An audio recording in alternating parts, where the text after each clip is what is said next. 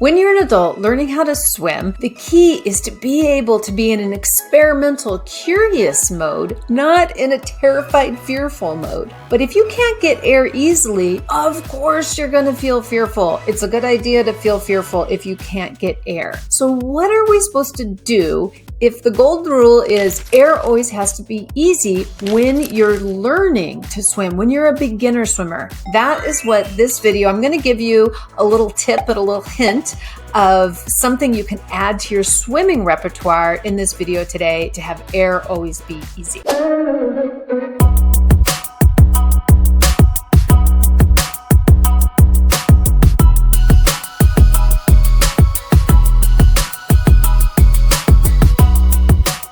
When we work with students and we have this rule of air always has to be easy, what we want to build upon is the idea is that there's an easy way to get air while you're learning a more complex way to get air. You have to have one or even multiple backup ways to get air so that you can feel nice and calm and curious and lean into a new and different way to get air. One of the most complex ways to get air is in the front crawl with side breathing or any of the formal strokes in the air as part of the stroke. That's more complex because things are moving and maybe you're good at the stroke, you're not very good at the stroke yet. We have to have a nice, easy way to get air when you're learning the complexity of something like a formal lap swim stroke. The first easiest way to get air is standing up.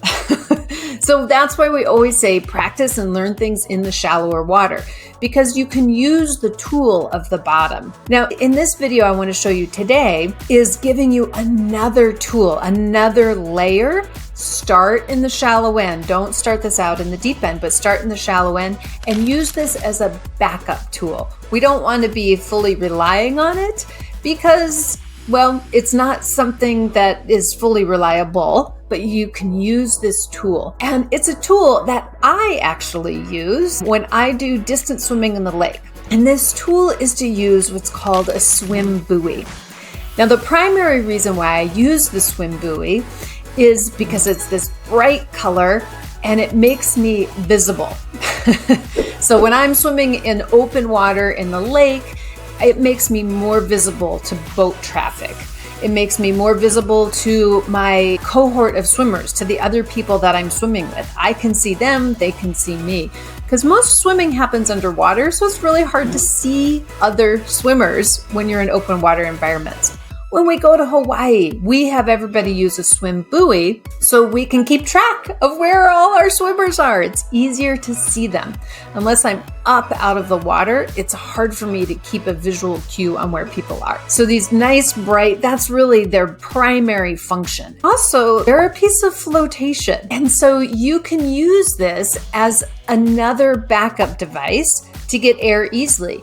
When I'm holding on to something that's floaty, then I'm not thinking about pushing up and pushing down and all the exchange like when I wear a life jacket. The purpose of the life jacket is to just keep you up at the surface without having to do any work. A swim buoy can work in a similar way. So when I'm swimming and moving through the water, it can just drag along behind me.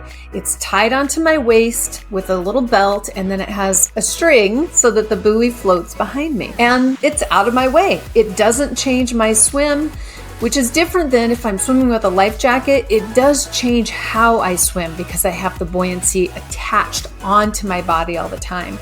But when I have a swim buoy, I have the freedom of movement of how my body naturally moves through the water without additional buoyancy. And I can grab onto it, find the leash, grab onto it, and hold on to the buoy if I want to have that buoyancy as part of me.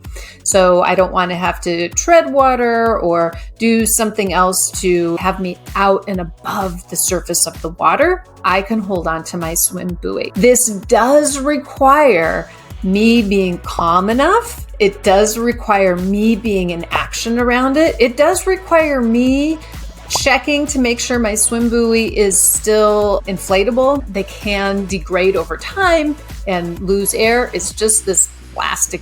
Basically, it's a plastic bag that I'm swimming with. So I want to make sure to check that it's reliable and in a good working function. But it's a nice way to have an additional way to get air. I can use my rolling on my back. I can use my bobbing. I can use going to the wall. I can use going to the shallow end, or I could use my swim buoy. I have multiple options. Learn these options, play with these options, again, in the shallow water, because that's the very easiest way. Air always has to be easy.